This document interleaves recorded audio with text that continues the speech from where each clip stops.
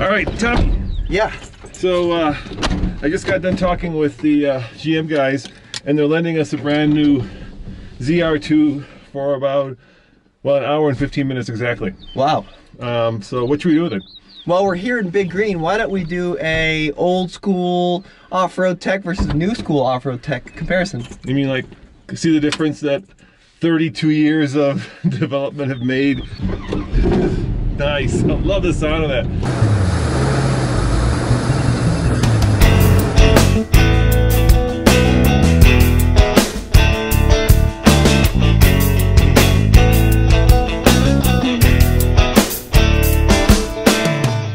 The GM guys said they put the key in the fuel filler cap.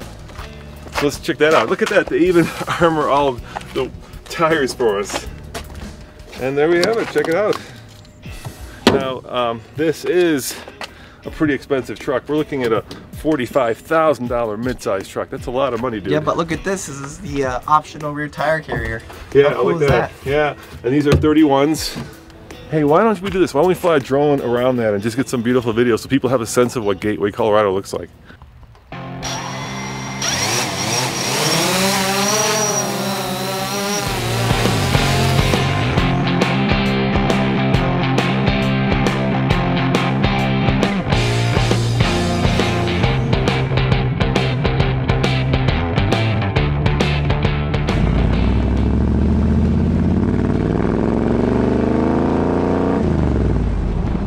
That's a good thumbnail, Tommy, for the video. Yeah, really great.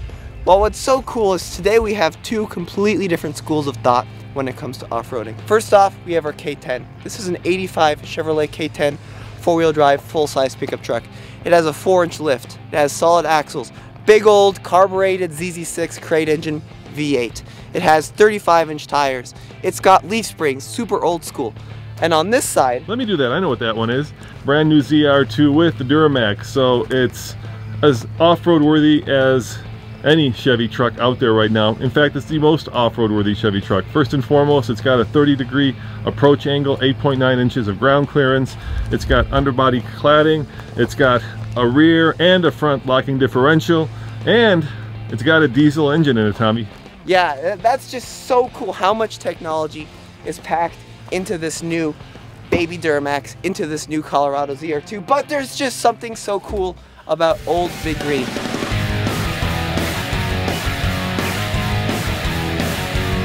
Well, let me tell you what, guys, in terms of lifts, this truck probably is one of the most affordable lifts you can put on it. In the rear, we just got a big old block underneath that leaf spring. Not super effective when you're off-road though. It's really bouncy, really firm, doesn't provide a lot of articulation. But you know, it's rough and tumble. It's probably going to be durable, but not as sophisticated as this, right? Chevy, what they say makes this truck, gives it the secret sauce, is that it's got these Multimatic spool valve shocks. And you can't see them in the front, but you can really see them in the back here. And it's Formula One technology. And the magic is the fact that, according to Chevy, it allows that shock to be both good as a desert runner and as a rock crawler. So, you know, Tommy, I think there's only one thing to do, and that is to take both of these for a ride and see if we can actually feel the difference that 32 years of tech makes.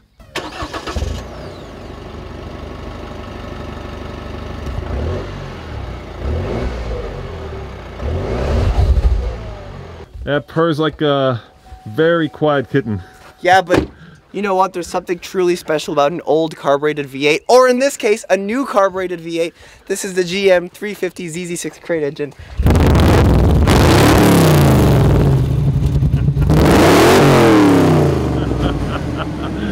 Now that's a sound. That is a sound. So which one should we take for a ride first?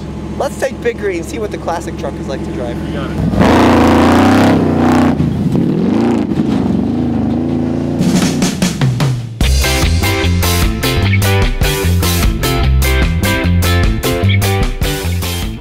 Around on this like you're on a bucket Bronco. Right. And it would be nice to get a more sophisticated lift with better suspension. Yeah, I agree. It's just a little primitive. But how is it to drive? You know, it's such a cool experience, especially with this like truck transmission with how long the throws are. Yeah, GM wanted to give us an LS with a automatic transmission because the two compared.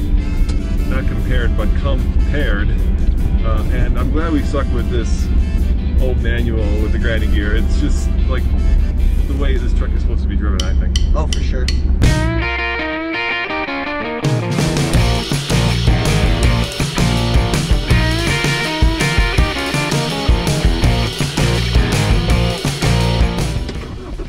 So obviously we've got a half-ton and a mid-size truck, so that's a difference. Yep.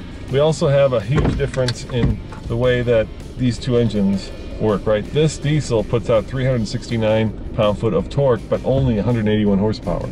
But for off-roading, you don't need all that horsepower, You right? need torque. You need torque. So what do you think of the ride in this?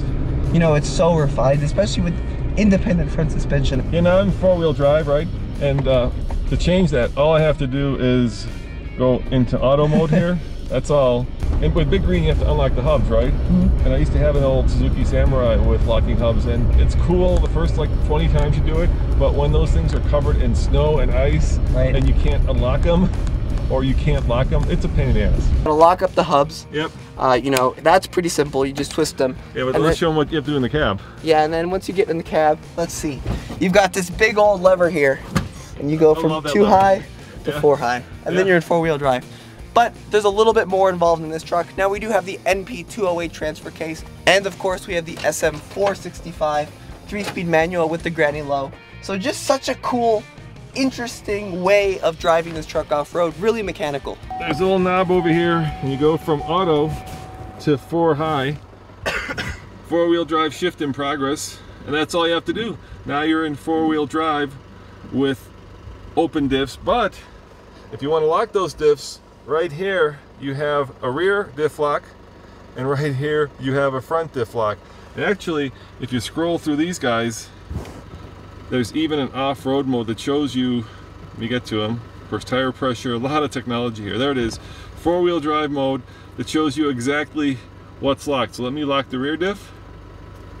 In order to lock the front diff, I also have to have the rear diff lock. So right now I'm in 4 high. I think I have to go to 4 low once again. All I do is go bloop, and I can push this button, and that locks the 4-wheel, unlocks the front diff. So now I've got 4-wheel drive, low, front diff locked, rear diff locked, traction control off, ABS off, and I'm ready to go mountain climb.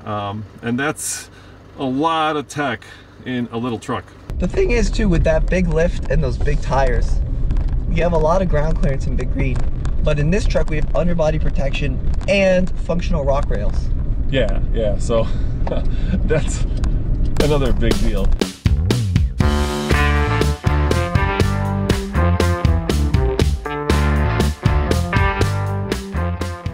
Hey Tommy, this is the museum I was telling you about. Let's go check it out, see if they're open. Let's go check it out. This is an absolutely beautiful environment, guys. If you have an opportunity, definitely check out Gateway, Colorado. It's kind of in the middle of nowhere here, but look, I mean, it looks like a mini Moab right here in Colorado. Oh, it's just so cool. Hopefully they're open. I hear they've got a really cool collection of classic American cars. Let's go check it out. Good morning, gentlemen. Good morning, how are you? Excellent, how are you today? Good. Hey David, I'm Roman with the Fast Lane Car, and we're here doing a video about the museum. So are you okay if we kind of take a walk around? Absolutely, we appreciate you being here, Roman. Yeah. I watch you guys all the time on TFL.com. Oh, cool. Well, that's so nice. So tell me about the museum. Well, Mr. Hendricks, who's founder of Discovery Communications, he really wanted to tell the story of the history and development of the American automobile. So we start with the 1906 Cadillac, and we really walk through a full 100 years of the American automotive industry all the way up to Jimmy Johnson's NASCAR.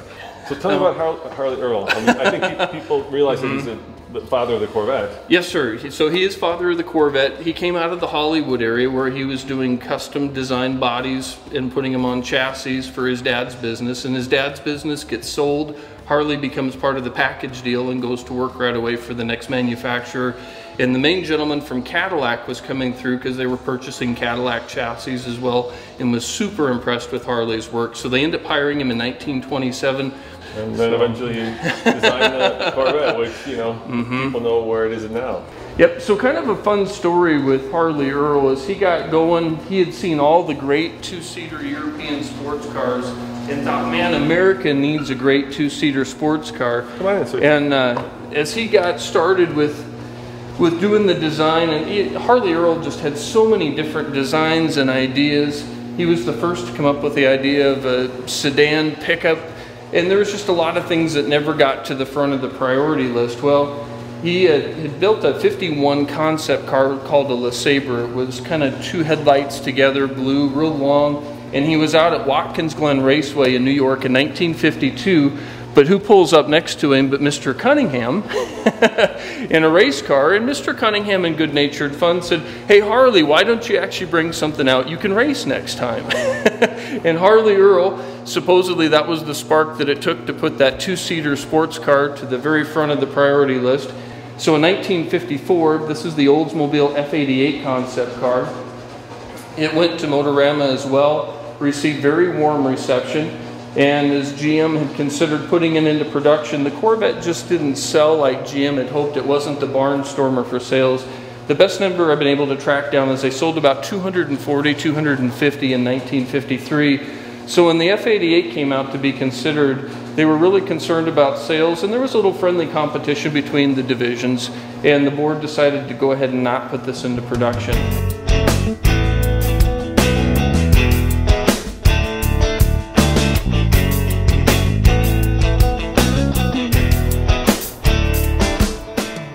Yo, Tommy, have you ever heard of apple pie and Chevrolet? I have not, no. All right, how about nothing works like a Chevy truck? Yeah, I have heard that one. Andre has ingrained that saying into my head. Yeah, you know, I kind of feel like a Coke actually right now. For sure.